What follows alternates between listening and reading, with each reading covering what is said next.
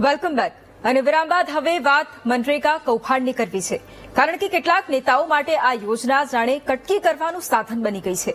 ભરૂચ જિલ્લાના 3 તાલુકાના 56 ગામોમાં ₹7.30 કરોડના મનરેગા કૌભાંડ મામલે કોંગ્રેસ નેતા હીરા જોટવાની ધરપકડ કરાઈ અને જોકે આ બાદ હવે તેમના પુત્ર દિગ્વિજયની પણ ધરપકડ કરાઈ છે। ભરૂચ જિલ્લા પોલીસ વડાએ પ્રેસ કોન્ફરન્સ કરી અને તેમાં તેમણે કહ્યું કે આ કૌભાંડમાં સંડોવાયેલા કોંગ્રેસ નેતા હીરા જોટવા, તેમના પુત્ર દિગ્વિજય જોટવા અને ઓપરેટર રાજેશ ટેલરની ધરપકડ કરાઈ છે। મનરેગાનું કામ કરનાર બંને એજન્સીઓ જલારામ અને મુરલીધર એન્ટરપ્રાઇઝ હીરા જોટવાની હોવાનો ઘટસ્ફોટ થયો છે અથવા તો તેમની સાથે જોડાયેલ છે। મટીરીયલ સપ્લાય કર્યા વગર ખોટા જોબ કાર્ડ બનાવી સરકારી રૂપિયા મેળવ્યા હોવાનું પણ બહાર આવ્યું છે। હીરા જોટવા અને તેમના પરિવારજનોના અકાઉન્ટમાં રૂપિયા ટ્રાન્સફર થયા છે। દિગ્વિજય જોટવા તાજેતરમાં જ સુપાસી ગ્રામ પંચાયતથી ચૂંટણી લડ્યા હતા અને સરપંચ તેઓ બન્યા હતા। 2 દિવસ પહેલાની જ વાત છે અને સરપંચ બનવાની તેમણે ખૂબ ઉજવણી કરી। તેમના ફોટોસ, વિડીયોઝ પણ સોશિયલ મીડિયામાં વાયરલ થયા। જોકે હવે આ મનરેગા કૌભાંડમાં તેમની ધરપકડ થઈ છે।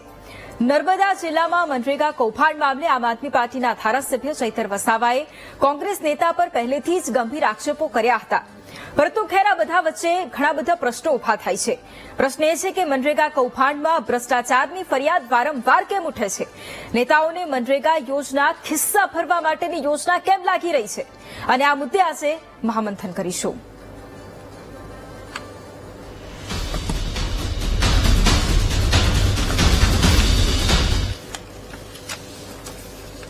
અને આ જ મુદ્દે ચર્ચા કરવી છે। આપણી સાથે અત્યારે કોંગ્રેસ નેતા સંદીપભાઈ માંગરોલા જોડાયા છે। સંદીપભાઈ, સૌથી પહેલા તો સ્વાગત છે આપનું મહામંથનમાં। સંદીપભાઈ, સૌથી પહેલો પ્રશ્ન એ, કારણ કે દાહોદ મનરેગાનું એક કૌભાંડ હોય, ભરૂચનું મનરેગા કૌભાંડ હોય અને તેમાં નેતાઓના નામ સામે આવતા હોય, ત્યારે શું આ યોજના નેતાઓના ખિસ્સા ભરવા માટેની યોજના છે?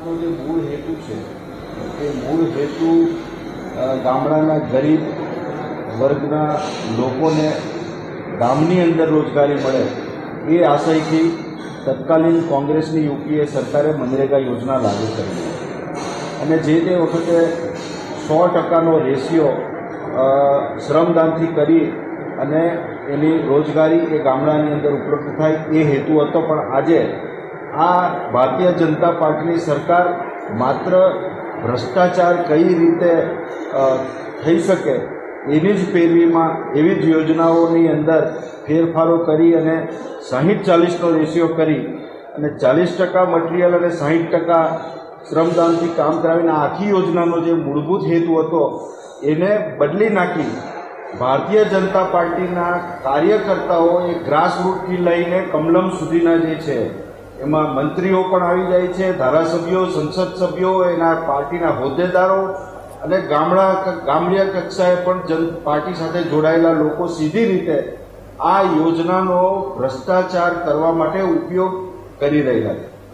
આજે જ્યારે દાહોદની અંદર જે ભ્રષ્ટાચાર બહાર આવ્યો છે એની પાછળ પણ કોંગ્રેસની અનેક રજૂઆતો હતી। અમારા વિપક્ષના નેતા અમિતભાઈ ચાવડા સતત એની પાછળ હતા। ભરૂચના કૌભાંડ બાબતે પણ 2023ની અંદર આ અંગે જિલ્લા વિકાસ અધિકારી, કલેક્ટર, માનનીય મુખ્યમંત્રીના કાર્યાલય સુધી આ કૌભાંડની રજૂઆતો કરેલી હતી, પણ જે તે વખતે એની ઉપર કોઈ એક્શન લેવામાં આવી નહીં। એના કારણે આ કૌભાંડનો વ્યાપ જે છે એ વ્યાપ પણ વધી ગયો અને જે ભ્રષ્ટાચારીઓ હતા એ ભ્રષ્ટાચારીઓને પણ ખુલ્લું મેદાન મળી ગયું કે સરકારના આશીર્વાદ એમની ઉપર હતા। બિલકુલ। બીજો પ્રશ્ન મારો એ, કારણ કે થોડા સમય પહેલા જ એ મુદ્દો સામે આવ્યો હતો મનરેગા કૌભાંડનો, જેમાં બચુ ખાબડ જેઓ મંત્રી છે તેમના બંને પુત્રોના નામ સામે આવ્યા અને એ મુદ્દે કોંગ્રેસ ખૂબ આક્રમક બની હતી। હવે જ્યારે તમારા નેતાનું નામ સામે આવ્યું છે ત્યારે હવે આ મુદ્દે શું કહેવું છે? જો આ કોઈ વ્યક્તિગત વાત નથી, આ આખો જે મુદ્દો છે એ સમગ્ર ગુજરાતની અંદર ખૂબ મહત્વનો મુદ્દો છે। એની અંદર એકાદ બે આ પાર્ટીના કે આ રાજકીય રીતે એને લેવું નહીં જોઈએ। ખાસ કરીને આ જે યોજના છે યોજનાની અંદર જે પણ કૌભાંડની અંદર સંડોવાયેલા અમે કોંગ્રેસના મહામંત્રી તરીકે 2023માં રજૂઆત કરેલી હતી કે આની તપાસ થવી જોઈએ। સરકાર એમની, અધિકારીઓ એમના કેમ આ અંગેની તપાસ કરવામાં આ ખાડાકામ આ સરકારે કર્યા? એમને કોણ રોકતું હતું? આની અંદર આરોપી કોણ છે એ ડિફરન્ટ મેટર છે, પણ આ માત્ર ભરૂચનું કે દાહોદનું પૂરતું કૌભાંડ નથી. આ સમગ્ર ગુજરાતની અંદર આ જ પદ્ધતિથી કૌભાંડ થયેલું છે. જે જોબ કાર્ડ ધારકો છે એ જોબ કાર્ડ ધારકોની અંદર એના બેંકના ખાતા તપાસવામાં આવે તો ઘણી જગ્યાએ એવી માહિતી મળી છે કે જે જોબ કાર્ડ ધારક છે એના ખાતામાં પૈસા પણ જમા નથી થયા. જ્યાં જમા થયા છે ત્યાંથી પૈસા ક્યાં ગયા છે એની ઉપર પણ ઇન્ક્વાયરી થવી જોઈએ. ભરૂચના અંદર પણ ભારતીય જનતા પાર્ટી સાથે જોડાયેલા અનેક નેતાઓના નામ આ તપાસ જો નિષ્પક્ષતાથી કરવામાં આવે તો ખુલવાના છે. અને માત્ર દાહોદનું જે કૌભાંડ છે એમાં ખુદ પંચાયત મંત્રી કે મનરેગાનું જે વિભાગ છે એ પણ પંચાયત મંત્રીના આધીન. ઓકે સંદીપભાઈ, પ્રશ્ન મારો એ, કારણ કે આપે જવાબ આપ્યો અને આપે એ કૌભાંડ પણ અત્યારે ગણાવ્યા, એ વાત બરાબર, પણ પ્રશ્ન મારો એ છે કે જ્યારે આપ એ માંગ કરતા હતા, કોંગ્રેસ એ માંગ કરતી હતી કે જ્યારે આ મનરેગાનું કૌભાંડ સામે આવ્યું ત્યારે મંત્રીનું રાજીનામું લેવામાં આવે, ત્યારે હવે જ્યારે તમારા નેતાનું પણ નામ સામે આવ્યું છે ત્યારે શું તમે પણ તેમને પદ પરથી હટાવશો? શું તમે તેમની સામે કાર્યવાહી કરશો?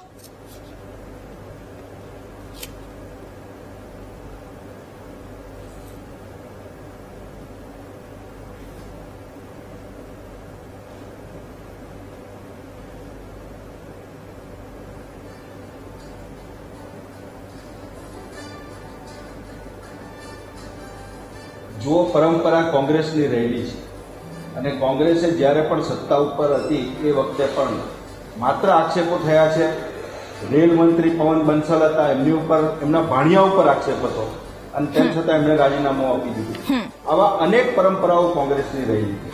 પરંતુ ભારતીય જનતા પાર્ટી કે જે પંચાયત મંત્રી પોતે આ વિભાગ એમના અધીન આવે છે અને એમના પુત્રો એની અંદર સંડોવાયેલા છે, તેમ છતાં ભારતીય જનતા પાર્ટી, ગુજરાતના મુખ્યમંત્રી અને વડાપ્રધાન શ્રી સુધી આ મામલો એમની સામે મૂકવામાં આવ્યો, તેમ છતાં પણ એનું રાજીનામું લેવામાં નથી આવ્યું. આવી નફટ સરકાર માત્ર ભ્રષ્ટાચારીઓને છાવરવા માટેનું કામ કરી રહી છે. 100% નૈતિક જવાબદારી છે, એમણે પોતે જ રાજીનામું આપી દેવું જોઈએ. અને આવું કલંક કોઈ પણ વ્યક્તિ ઉપર લાગે તો એ વ્યક્તિએ પોતે વિચાર કરવો જોઈએ કે પોતે સ્વચ્છ હોય તો એમણે પોતે જ રાજીનામું આપી દેવું જોઈએ. ઓકે, બિલકુલ આભાર સંદીપભાઈ અમારી સાથે જોડાવા માટે. અને ઘણા બધા પ્રશ્નો હવે એટલા માટે છે કારણ કે એક તરફ કોંગ્રેસ મંત્રી બચુ ખાબડના પુત્રનું નામ જ્યારે મનરેગા કૌભાંડમાં સામે આવ્યું ત્યારે તેને લઈને સતત આક્રમક રહી. હવે જ્યારે તેમના જ એક એવા વ્યક્તિ, એક એવા નેતા કે જે ખૂબ દિગ્ગજ છે તેમનું નામ સામે આવ્યું છે ત્યારે તેમની સામે શું કાર્યવાહી કરશે, તેને લઈને તેમનું શું સ્ટેન્ડ રહેવાનું છે તે સૌથી જરૂરી છે જાણવું. અને એટલા જ માટે આપણી સાથે ગેસ્ટ પણ જોડાયા છે, તેમની સાથે પણ આ મુદ્દે વધુ ચર્ચા કરીશું. આપણી સાથે અત્યારે ભાજપ નેતા ઉર્વિશભાઈ કંથારિયા જોડાયા છે. ઉર્વિશભાઈ, સ્વાગત છે આપનું મહામંથનમાં. આપણી સાથે કોંગ્રેસ નેતા ડોક્ટર નિકુલ પટેલ પણ જોડાયા છે. નિકુલભાઈ, આપનું પણ સ્વાગત છે મહામંથનમાં. નિકુલભાઈ, કારણ કે સૌથી પહેલા તમને સવાલ એટલા માટે કરું છું કારણ કે મંત્રી બચુ ખાબડના બંને દીકરાનું નામ સામે આવ્યું ત્યારે કોંગ્રેસ આક્રમક રહી અને રહેવું પણ જોઈએ. જ્યારે આવી પરિસ્થિતિ હોય ત્યારે કોંગ્રેસે અવાજ ઉઠાવવો પણ જોઈએ. પણ હવે તમારા જ નેતાનું નામ સામે આવ્યું છે, તેમના દીકરાનું નામ પણ સામે આવ્યું છે, એટલે એ વાત સ્પષ્ટ છે કે તમારા નેતાઓ પણ દૂધે ધોયેલા નથી, એ પણ આવા કારસ્તાનની અંદર સામેલ જ હોય છે. એટલે હવે શું સ્ટેન્ડ રહેશે?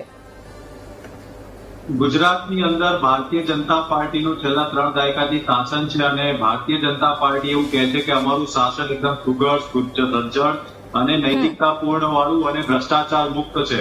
પરંતુ આપણે જોઈએ છે છાસવારે આવી ઘટનાઓ જયારે બહાર આવે છે ત્યારે ખ્યાલ આવે છે કે તંત્ર કેટલું ખોખલું અને અધિકારીઓ કેટલા ખાઈ બધેલા છે. સમગ્ર ઘટનાક્રમ પરથી સ્પષ્ટ થાય છે.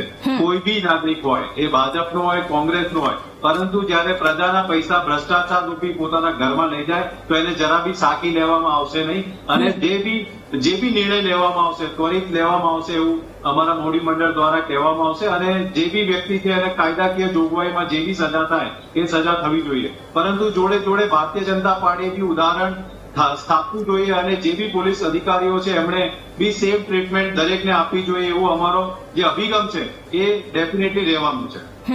ઓકે, ઉર્વેશભાઈ, પ્રશ્ન આપને, કારણ કે એ સમય કે જ્યારે અત્યારનો આ સમય, આમ તો હું પહેલા એની વાત કરી લઉં, હીરા જોટવાનું નામ સામે આવે અને મુદ્દે સ્વાભાવિક રીતે આ પ્રશ્ન ઉઠાવો, પણ શું આપને વ્યાજબી લાગશે પ્રશ્ન ઉઠાવવો? કારણ કે જ્યારે મંત્રી પુત્રોના નામ સામે આવ્યા ત્યારે કોઈ એવું સ્ટેટમેન્ટ અથવા તો એ મંત્રીની સામે પણ કોઈ કાર્યવાહી નથી કરી, તો શું આપને એ વ્યાજબી લાગશે અત્યારે પ્રશ્ન ઉઠાવવો આ મુદ્દે?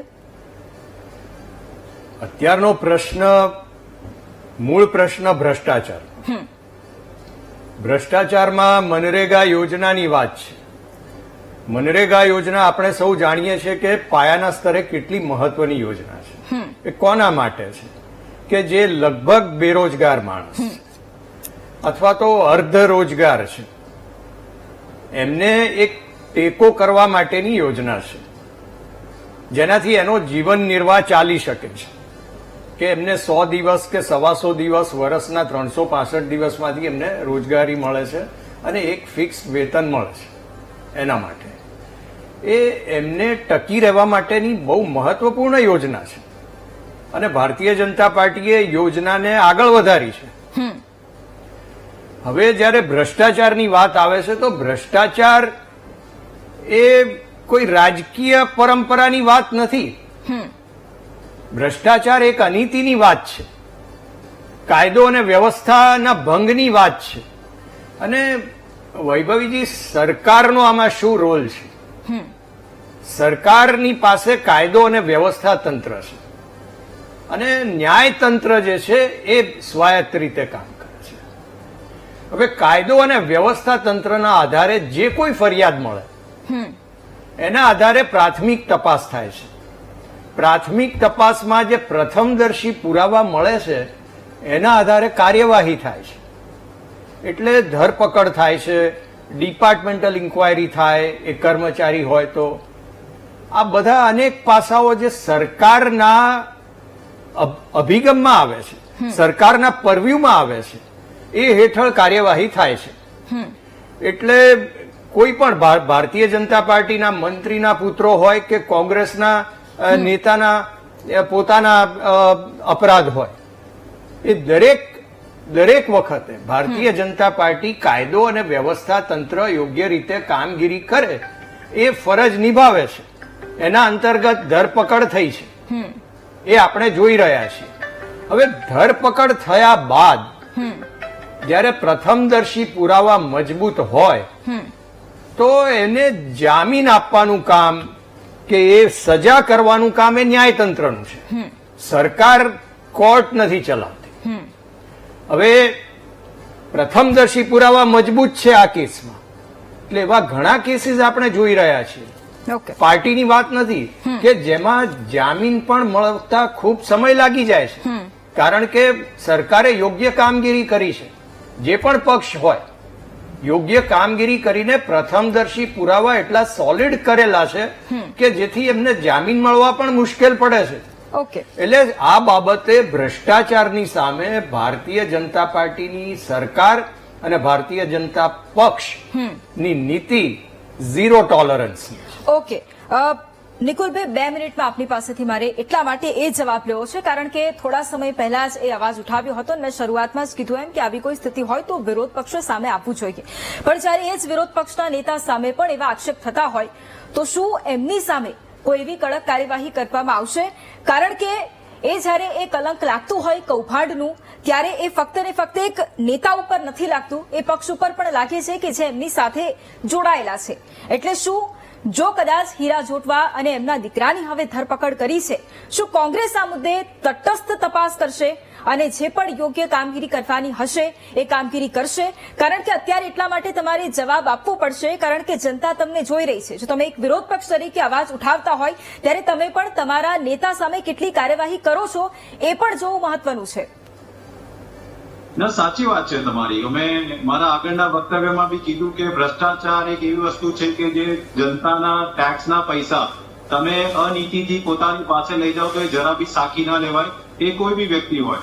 અને આપણે જયારે તંત્રની વાત કરીએ છીએ તો તંત્ર જે રીતના મારા ભારતીય જનતા પાર્ટીના મિત્ર કહી રહ્યા છે તો સમગ્ર ભારતીય જનતા પાર્ટીના કંટ્રોલમાં છે.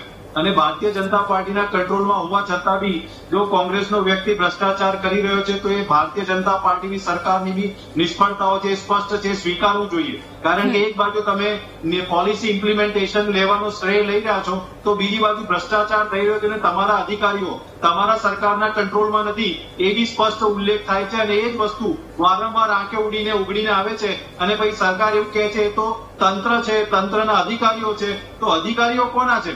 અધિકારીઓ બધા ભારતીય જનતા પાર્ટીની સરકાર છે એના નેજા હેઠળ કામ કરે છે. સરકારની બી નૈતિક જવાબદારી છે અને આવી ઘટનાઓ છાસવારે બહાર આવે છે. હાલમાં જ વડોદરામાં એક મંડળીની અંદર ભારતીય જનતા પાર્ટીના જ કોઈ નેતાએ કોકના મરી ગયેલા લોકોના પૈસા મંડળીમાંથી લીધા ને જયારે ઉજાગર થયું તો એ બી એક કૌભાંડ છે. તો આવું જે થઈ રહ્યું છે તો એની પાછળના મૂળભૂત કારણ સુધી એક જ વસ્તુ ધ્યાન પર આવે છે કે સરકારમાં બેઠેલા અધિકારીઓ જે છે એમને સરકારનો ડર જ નથી. સરકારનો ડર નથી એટલે સરકાર કઈ બી કરવાની નથી એવું એમને 100% ખ્યાલ છે.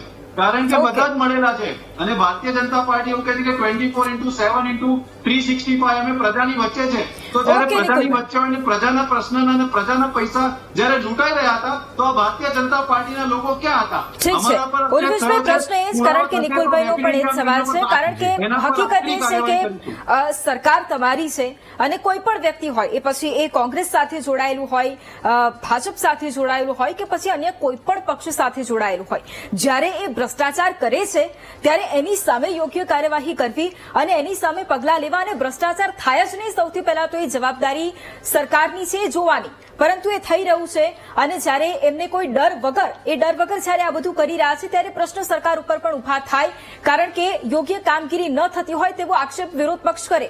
એટલે આ મુદ્દે સૌથી પહેલા તો અને એ મારે સમજવું છે કે જ્યારે આવું કંઈક થાય તમારી સામે જે આક્ષેપ થતા હોય તો એનો શું ઉત્તર છે તમારી પાસે? સૌપ્રથમ તો આપે જે કહ્યું કે ભ્રષ્ટાચાર થાય જ નહીં એ પરિસ્થિતિનું નિર્માણ થવું જોઈએ.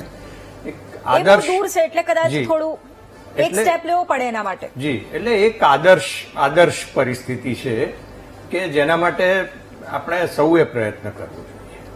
પરંતુ બીજી વાત એ છે કે ભારતીય જનતા પાર્ટીનું વલણ એવું છે કે અમે એમ કહીએ છીએ કે ભ્રષ્ટાચાર સામે અમારી લડાઈ ચાલુ છે. એટલે અમે એવો ક્લેમ નથી કરતા કે ભ્રષ્ટાચાર ઉપર અમે સંપૂર્ણ વિજય મેળવી લીધો. અને ભ્રષ્ટાચારના જ્યાં પણ કેસીસ હોય અને જ્યાં પણ પ્રથમદર્શી પુરાવા આવે એના આધારે કાયદો અને વ્યવસ્થા તંત્ર ચોક્કસ અમારું છે, અમારી જવાબદારી છે. એના આધારે અમે કાર્યવાહી કરીએ છીએ અને ધરપકડ કરીએ છીએ, એના ડોક્યુમેન્ટરી પુરાવા આપીએ છીએ જેથી કોર્ટને પણ એક મજબૂત સાધન મળી જાય છે આગળ કેસ ચલાવવા માટે. એ માટેની કામગીરી યોગ્ય રીતે થાય એ જોવાની અમારી જવાબદારી છે, અમારી ફરજ છે અને એ કામ થઈ રહ્યું છે નિષ્પૃહીપણે. એ ભારતીય જનતા પાર્ટીના કાર્યકર હોય કે કોંગ્રેસના કાર્યકર હોય કે અધિકારી હોય કે સામાન્ય પ્રજા હોય કે વેપારી હોય, જ્યાં પણ અનીતિથી સરકારના પ્રજાના પૈસાનો વેડફાટ થઈ રહ્યો છે ત્યાં આગળ યોગ્ય કાર્યવાહી, યોગ્ય પ્રથમદર્શી પુરાવા, કેસને મજબૂત કરવો, એને કેવી રીતે રેપ્રેઝન્ટ કરવો એ અમારી પ્રાથમિકતા છે. અમારી પ્રાથમિકતા એ નથી કે એ લોકોને છાવરવા, ભારતીય જનતા પાર્ટીના હોય એટલે એમને છાવરવા કે કોઈ મિત્ર પક્ષના હોય તો છાવરવા, એ અમારી નીતિ નથી. બિલકુલ. અને કારણ કે સમયનો અભાવ છે એટલા માટે આ ચર્ચા પૂર્ણ કરવી પડે છે. પણ હવે જ્યારે નેતાઓના નામ સામે આવતો હોય ત્યારે સવાલો થવા એ સ્વાભાવિક છે. અને એ પછી પક્ષ હોય કે વિપક્ષ એ તમામના નેતા હવે જ્યારે એક બાદ એક સંડોવાયેલા હોય તેવા ખુલાસાઓ થતા હોય ત્યારે પ્રજા જોઈ રહી છે અને જવાબ એ માંગી રહી છે કે જે યોજનાની શરૂઆત લોકો માટે, એ બેરોજગાર લોકો માટે કરવામાં આવી હતી એ યોજના ખિસ્સા ભરવા માટેનું એક સાધન બની ગઈ છે. અને એટલા જ માટે એ પણ જોવું રહેશે કે હવે એ હીરા જોટવા જે કોંગ્રેસના નેતા છે એમની સામે કોંગ્રેસ પણ હવે શું કાર્યવાહી કરે છે. આપ તમામ અમારી સાથે આ ચર્ચામાં જોડાયા, તમામનો ધન્યવાદ. નમસ્કાર. બિલકુલ. અને આ યોજના, મનરેગાની આ યોજના કે જે હવે ખિસ્સા ભરવા માટેની યોજના બનતી જતી હોય તેમ લાગી રહ્યું છે ત્યારે હવે એ જોવું રહેશે કે સત્તા પક્ષ અને વિપક્ષ બંને જ્યારે પોતપોતાના નેતાઓના નામ સામે આપે છે ત્યારે તેમની સામે શું કાર્યવાહી કરે છે. મહામંથનમાં હાલ બસ આટલું જ. રજા આપશો. નમસ્કાર.